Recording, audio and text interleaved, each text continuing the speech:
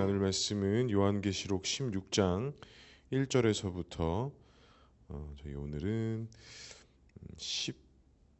9절까지의 말씀 보겠습니다. 전체 다 나눌 텐데요. 우리 9절까지만 같이 읽도록 하겠습니다. 1절부터 9절까지의 말씀, 계시록 16장 1절에서부터 9절까지의 말씀입니다. 1절 제가 먼저 읽겠습니다. 또 내가 들으니 성전에서 큰 성이 나서 일곱 천사에게 말하되 너희는 가서 하나님의 진노의 일곱 대접을 땅에 쏟으라 하더라. 첫째 천사가 가서 그 대접을 땅에 쏟음에 짐승의 표를 받은 사람들과 그 우상에게 경배하는 자들에게 악하고 독한 종기가 나더라. 둘째 천사가 그 대접을 바다에 쏟음에 바다가 곧 죽은 자의 피같이 되니 바다 가운데 모든 생물이 죽더라. 셋째 천사가 그 대접을 강과 물 근원에 쏟음에 피가 되더라. 내가 들으니 물을 차지한 천사가 이르되 전에도 계셨고 지금도 계신 거룩하신 이시여 이렇게 심판하시니 의로우시도다. 그들이 성도들과 선지자들의 피를 흘렸으므로 그들에게 피를 마시게 하신 것이 합당하니라 하더라. 또 내가 들으니 제단이 말하기를 그러하다. 주 하나님 곧 전능하신 이시여 심판하시는 것이 참되시고 의로우시도다 하더라. 넷째 천사가 그 대접을 해에 쏟음에 해가 권세를 받아 불로 사람을 태우니 함께 읽겠습니다. 사람들이 크게 태움에 태워진지라. 이 재앙들을 행하는 권세를 가지신 하나님의 이름을 비방하며 또 회개하지 아니하고 주께 영광을 돌리지 아니하더라. 아멘. 오늘도 말씀과 기도의 제 나오신 성도님들을 사랑하고 축복합니다. 오늘도 본문의 말씀을 통해서 하나님의 귀한 음성을 듣고 뜻을 발견하는 귀한 시간 되기를 소망합니다. 16장은 이제 대접에 대한 재앙이 펼쳐지는데요. 이 대접에 대한 내용들을 보게 되면 사실 이 나팔과 인의 재앙을 다른 시각으로 본 그런 말씀들임을 볼 수 있습니다. 그리고 이 첫 번째부터 이제 일곱 번째까지 이렇게 보게 되면 우리가 앞서 말씀에 나눴던 것처럼 이게 출애굽기 당시 있었던 그 10가지 재앙의 모습들을 상당히 담고 있다라는 것을 볼 수가 있습니다.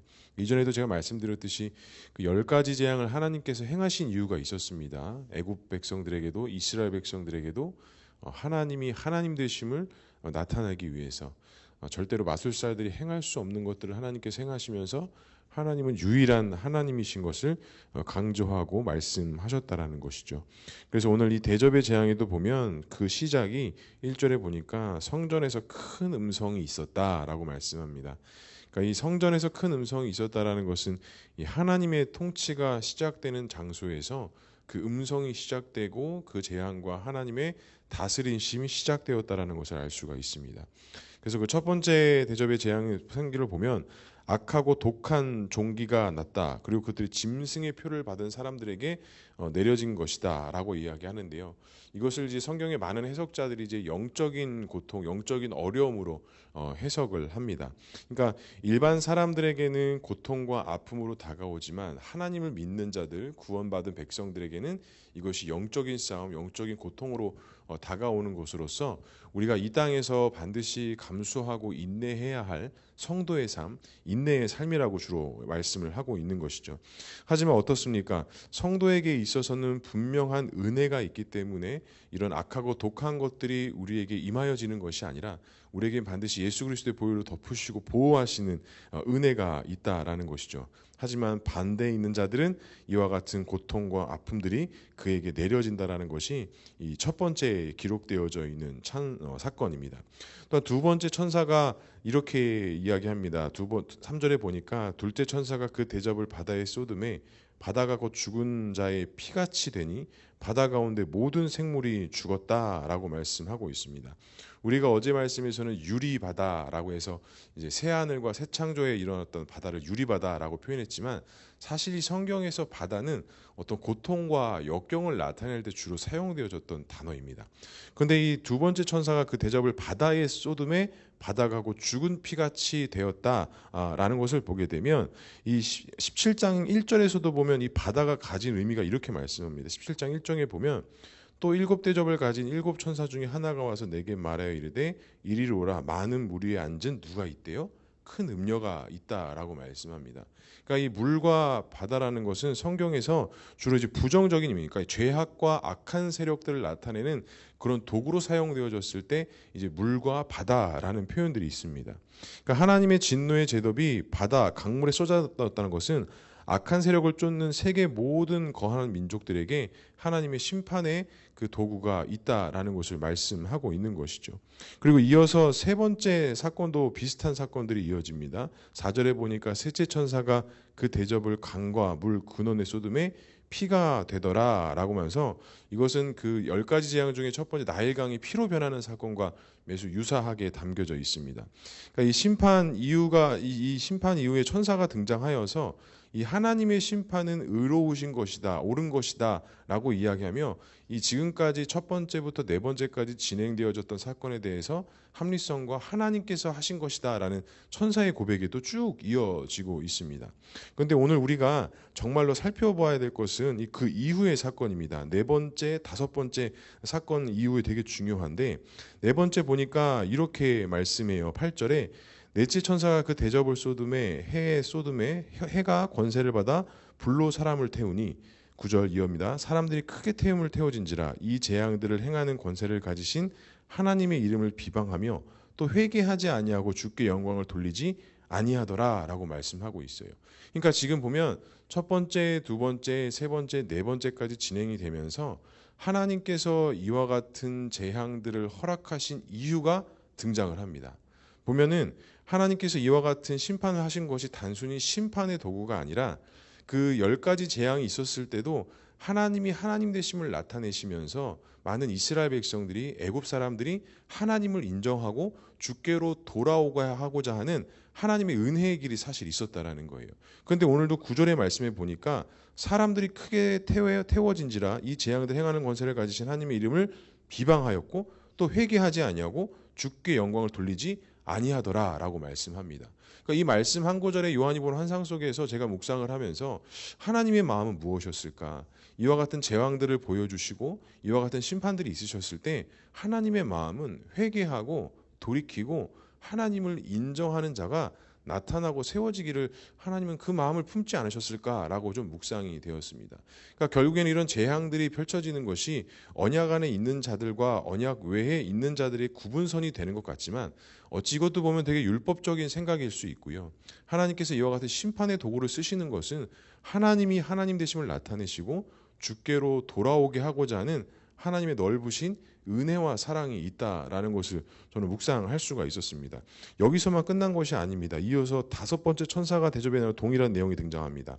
10절에 보니까 또 다섯째 천사가 그 대접의 짐승의 왕자에 쏟으니 그 나라가 곧 어두워지며 사람들이 아파서 자기 혀를 깨물고 아픈 것과 종기로 말미암아 하늘의 하나님을 비방하고 그들의 행위를 회개하지 아니하더라. 이와 같은 어려움들이 있었을 때 하나님을 인정하고 하나님 되심을 바라보면 되는 것인데 역시 다섯 번째 천사가 행한 일에 대해서도 그들이 뭐하지 않았대요? 회개하지 않고 하나님을 인정하지 않았다라고 말씀하고 있습니다. 그러니까 이 3일간의 흑암 속에서 있었던 그 이스라엘 백성들도 역시 애굽 백성들도 하나님을 인정하지 못했던 것처럼 그곳 가운데 하나님의 놀라우신 역사들을 봐며 하나님을 인정해야 되는데 하나님을 인정하지 않았던 것이죠. 그 어둠 가운데 하나님을 더 비방하고 인정하지 않았다라는 거. 근데 그거 아십니까? 10가지 재앙의 그 흑암의 권세가 있었을 때 그 흑암의 권세가 임하지 않았던 지역이 있었어요. 이스라엘 백성들이 있었던 고센 지역입니다. 그곳을 제외하고는 다 흑암이 있었지만 하나님 앞에 선택받고 구원받은 이스라엘 백성들이 있던 고센 지역은 흑암이 임하지를 않았습니다. 그러니까 이 10가지 재앙과 요한계시록 사건들을 좀 비교해 보면서 하나님 앞에 나오고 하나님을 인정하고 하나님 안에 있는 자들은 그 흑암의 권세가 아니라 빛 대신 그리스도가 나타나는 것이고 그 언약을 인정하지 않고 하나님을 인정하지 않고 그 외에 있는 자들은 그 흑암으로 말미암아 봐야 할 하나님을 바라보지 못한다라는 것을 알 수가 있습니다. 우리가 앞서도 이야기 나눴듯이 이것이 영적인 싸움이고 영적인 전쟁이라고 한다면 우리 믿는 자들에게 있어도 영적인 삶 속에서 이와 같은 어려움과 전쟁 같은 삶이 있을 수가 있습니다. 우리가 항상 빛 대신 예수 그리스도를 바라봐야 되고 빛 가운데로 우리가 나아가야 되는데 우리는 자꾸 어디 가운데로 나아가는 것 같아요? 어둠 가운데로 가는 것 같고 힘든 가운데 가는 것 같지만 우리가 그 모든 과정과 삶 속에서 사실은 누구를 발견해야 됩니까? 하나님을 발견해야 됩니다. 하나님을 발견하고 우리의 죄악된 모습들과 잘못된 것들이 있다면 오늘 이 요한이 보았던 환상의 모습처럼 우리는 뭐 해야 돼요? 회개하고 주께로 돌아가는 일들을 매일매일 해야 된다는 거예요. 반드시 기억하시기 바랍니다. 하나님 말씀 안에 있었던 그 언약 안에 있었던 고센 땅에는 흑암이 임하지 않았습니다. 하지만 하나님을 인정하지 않고 회개하지 않는 자들에게는 무엇이 임했습니까? 흑암의 어둠의 권세가 임하였다라는 것입니다. 오늘 우리가 읽진 않았지만 6번째 또 7번째 또 우리가 익숙한 단어 아마겟돈이라는 이런 단어가 나오는데요. 이런 성도들의 자세가 어떠해야 되는지를 말씀하고 있습니다. 15절에 이렇게 말씀합니다. 보라 내가 도둑같이 오리니 누구든지 깨어 자기 옷을 지켜 벌거벗고 다니지 아니하면 자기의 부끄러움을 보이지 아니하는 자는 무엇이 있대요? 복이 있다라고 말씀하시면서 아마 우리 성도님 계신 성경에서 이게 어떤 색깔로 이게 구분되어져 있는지 모르겠지만 빨간색으로 구분이 되어져 있습니다. 이 말씀은 누가 하신 거예요? 예수님께서 하신 거예요. 주님께서 하신 말씀이에요. 그러니까 말세의 성도의 삶과 성도의 자세가 어떻게 되어져 있어야 되느냐?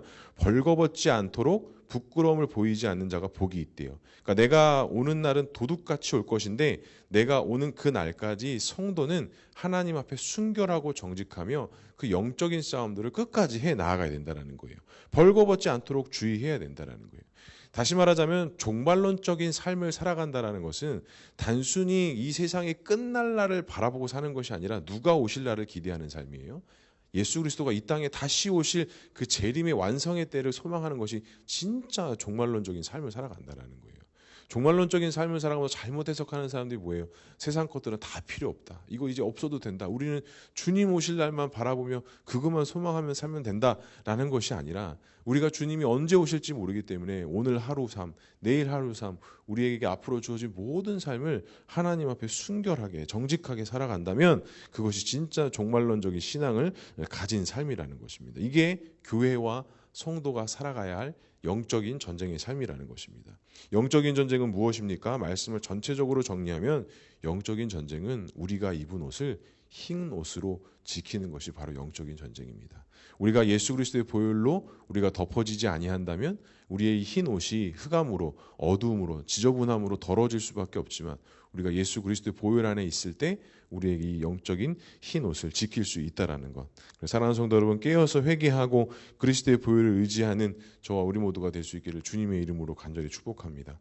오늘 하루도 우리가 흑암 속에 사는 것이 아니라 이 세상은 흑암 미치고 보이지 않고 희망이 없는 것 같지만 하나님 안에 언약 안에 있는 자들은 반드시 그 흑암이 임하지 않는 약속의 땅, 언약의 약속 안에 있다는 사실을 꼭 우리가 믿음으로 바라보시고 꼭 기도하면서 승리하는 우리 모두가 될 수 있기를 주님의 이름으로 간절히 축복합니다.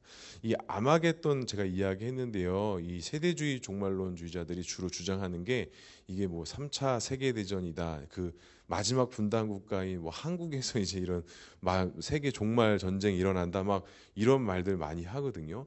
근데 제가 지금 계속 우리가 요한계시록 말씀 나누면서 나눴던 게 뭐예요? 우리는 그것을 집중해야 되는 게 아니라 우리는 이 땅에 오실 예수 그리스도에 대한 이 시각에 대한 집중이 있어야 된다는 거예요. 지금 우리 나라에 대한 상황이 상당히 부정적이다라고 이야기를 해요. 참 가슴 아픈 일인 것 같아요. 현실적인 게. 그런데 우리 그리스도인이 진짜 해야 될 것은 사실은 비난도 박수침도 아니라 이것을 우리가 애통해하면서 우리가 같이 기도하는 일밖에 할 수 없습니다. 어제 기사 보니까 대부분 많은 교단들의 목사님들이 지금은 기도할 때입니다. 이런 발언을 한 것을 가지고 또 비판하고 또 손가락질하는 그런 시각을 가진 자들이 있더라고요. 그런데 저도 이 합동교당 신학 안에 있으면서 항상 느끼고 깨닫는 것은 정말 할 수 있는 것은 기도밖에 없습니다. 기도밖에 없다라는 것이 마지못해서 하는 게 아니라 기도하는 것을 우리는 무엇으로 여기고 있어요? 최고의 무기로 여기고 있습니다. 우리가 이 나라를 위해서 기도하고 위정자들을 위해서 기도하고 정치하시는 분들을 위해서 기도해서 정말 이 나라의 통치와 다스림이 하나님의 은혜 가운데 있기를 그렇게 기도해야 될 때라고 생각을 합니다. 그래서 100년 전 사건들이 많이 기억이 났습니다. 한국 기독교 초기, 또 일제 말기, 또 대한민국이 시작하는 그 시기에 이와 같은 혼란의 전국이 사실 100년 전에 이 1900년도 초반에 우리 그 한국 땅에 있었다는 사실을 꼭 기억하시고 하나님께서 그 모든 일들을 통해서 반드시 하나님의 일들을 행하신다는 사실을 우리가 꼭 믿음으로 바라보고 오늘 말씀을 중심으로 해서 오늘 하루 우리가 좀 나라를 위해서 또 우리 교회를 위해서 우리 각자 개인을 위해서 또 우리 한국 교회를 위해서 함께 기도할 수 있는 저와 우리 모두가 될 수 있기를 주님의 이름으로 간절히 축복합니다. 기도하겠습니다. 사랑과 은혜가 충만하신 하나님 아버지 은혜를 감사합니다. 하나님께서 우리에게 빛과 같이 소망과 같이 임하여 주셔서 날마다 승리하는 삶을 살아가는 귀한 은혜 주시니 주님 감사합니다. 하나님, 우리가 정말 약하고 악한 세대 속에서 어떻게 믿음과 소망을 지키고 나아가야 되는지, 이 영적인 전쟁을 통해서 우리가 과연 어떠한 무기를 들고 주 앞에 나아가야 하는지 우리가 오늘도 다시 한번 말씀을 통해 묵상하고 다시 한번 우리의 삶 속에 적용하고자 합니다. 하나님, 할 수 없기에 기도하는 것이 아니라 하나님, 우리가 할 수 있는 유일한 무기는 하나님 앞에 기도하는 것임을 알게 하시고 비방하고 슬퍼하고 판단하는 것이 아니라 우리가 하나님 앞에 더욱더 무릎 꿇고 기도하고 회개하며 나아가는 우리 모두가 되어줄 수 있도록 주님 인도하여 주시옵소서.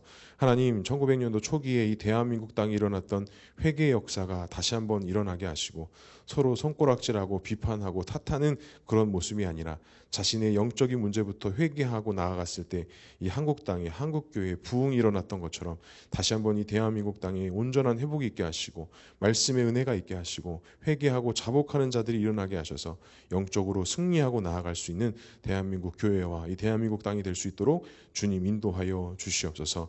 아픈 역사를 되풀이하지 않게 하시고 역사를 통해서 다시 한번 깨닫게 하셔서 하나님, 이 어렵고 힘든 시기들을 잘 믿음으로 이겨나갈 수 있는 온 교회와 온 성도, 온 나라 될 수 있도록 주님 인도하여 주시옵소서.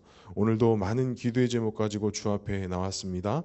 기도하고 간구하는 가운데 주님의 은혜가 있게 하시고 기도하면서 주님의 음성을 듣게 하시고 오늘 하루도 살아갈 수 있는 귀한 은혜와 힘을 얻는 귀한 기도의 시간 될 수 있도록 주님 인도하여 주시옵소서. 하나님께서 함께 하실 것을 믿사오며 이 모든 말씀 예수 그리스도의 이름으로 기도합니다.